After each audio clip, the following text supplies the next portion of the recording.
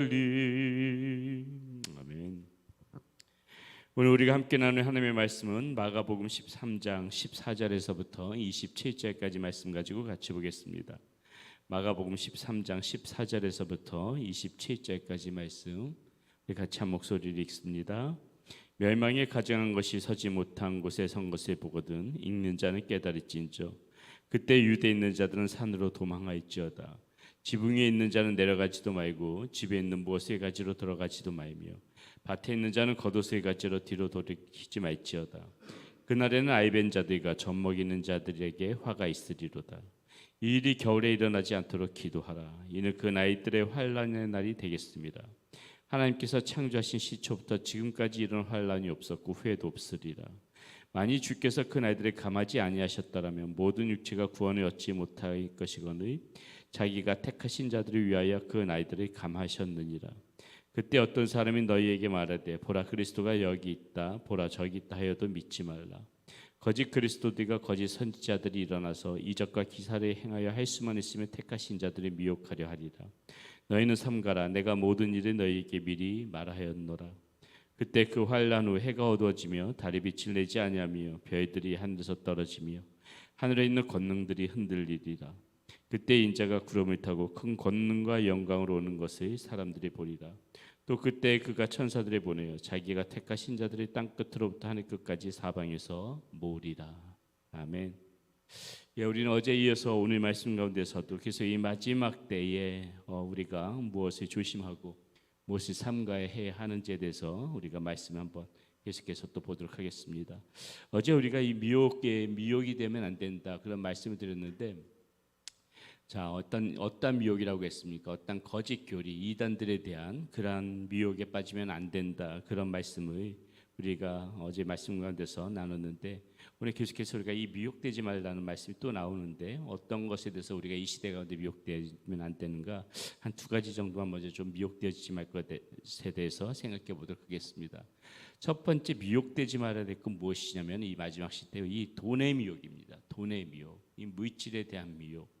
이것은 굉장히 이 시대에 살아가게 되면서 우리들을 넘어뜨리게 하는, 이 돈이 참 없어서는 안 되는 그런 생활의 필수품이기도 하지만은 또 가장 많이 우리들을 미혹하고 넘어뜨리게 하는 그러한 것 중에 하나라는 것이죠. 그렇기 때문에 우리가 이 돈을 잘 사용해야 되지만은 결코 이 돈이 주는 미혹에 빠져서는 안 된다 이것이죠.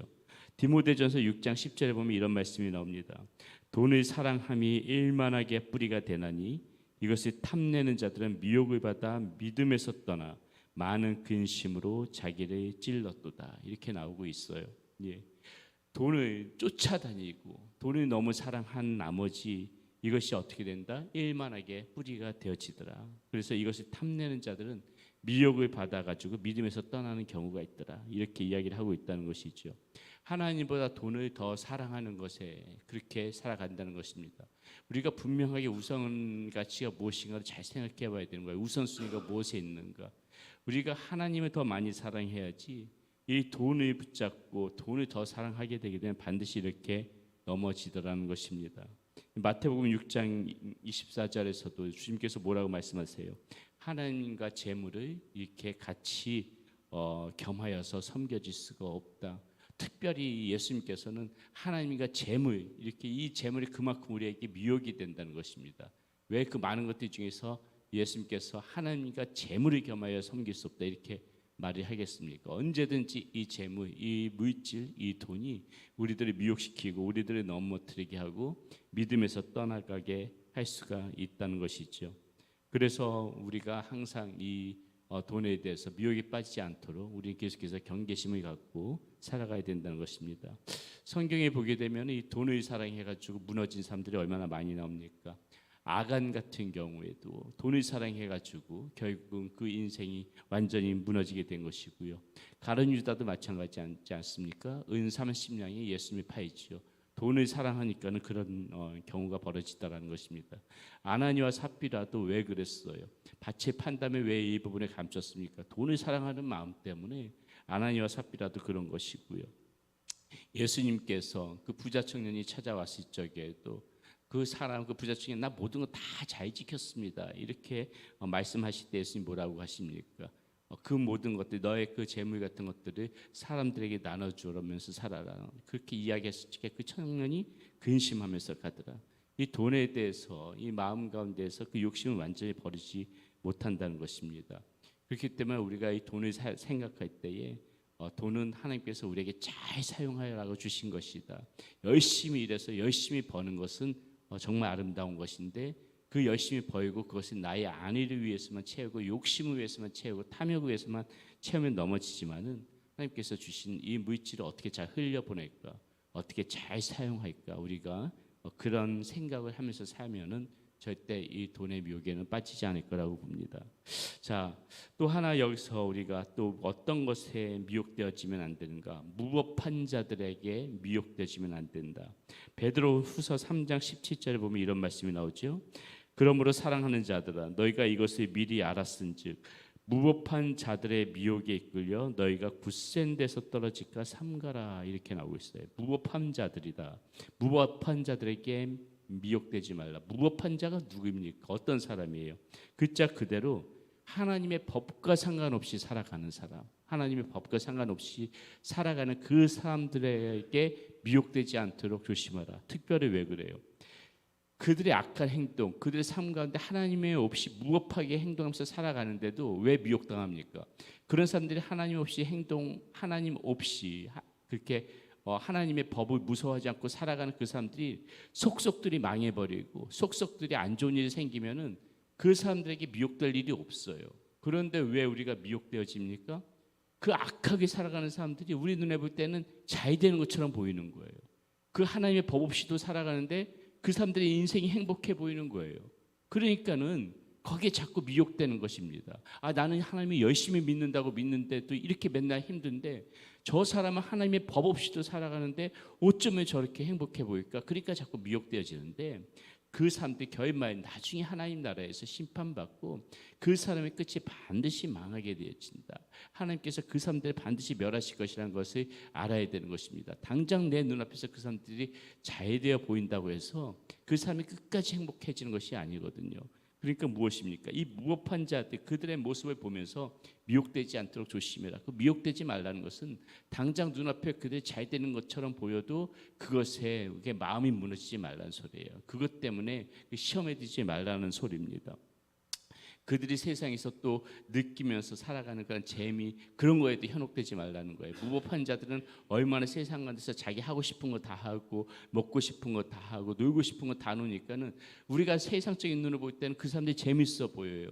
그러니까 거기에 자꾸 현혹되고 미혹되어지는데 결코 그거 옳지 않다는 것입니다. 신실한 모습, 하나님의 자녀로서 거룩한 모습을 떠나서 살아가는 것은 반드시 하나님께서 그것에 대해서 하나님께서 그것에 심판하시는 그런 부분이 있다는 것을 우리는 알고 그런 무법한 자들의 미혹에 절대 넘어가면 안 된다는 것이죠.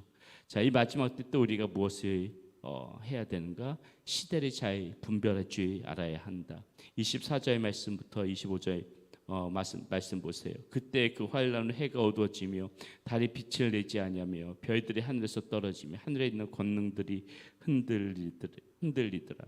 자, 누가복음 12장 56절에 보면 이런 말씀이 나옵니다. 외식하는 자여 너희가 천지와 기상을 분간할 줄 알면서도 어찌 이 시대는 분간하지 못하느냐 이렇게 말하고 있습니다.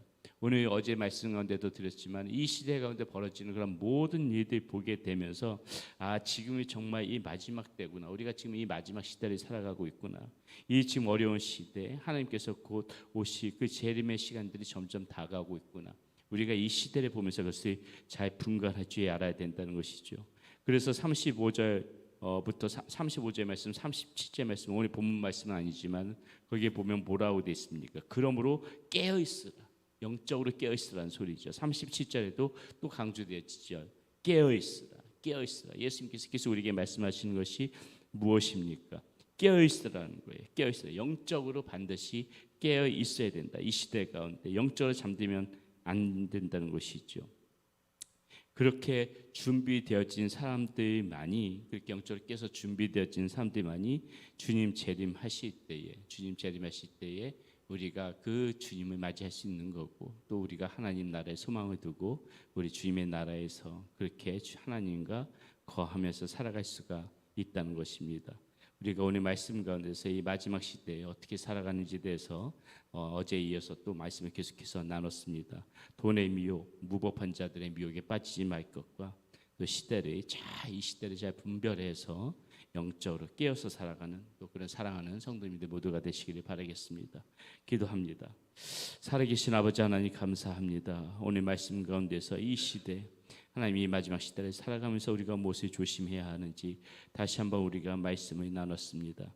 하나님, 우리 하나님과 그리고 물질을 겸하여 섬기지 말라고 했습니다.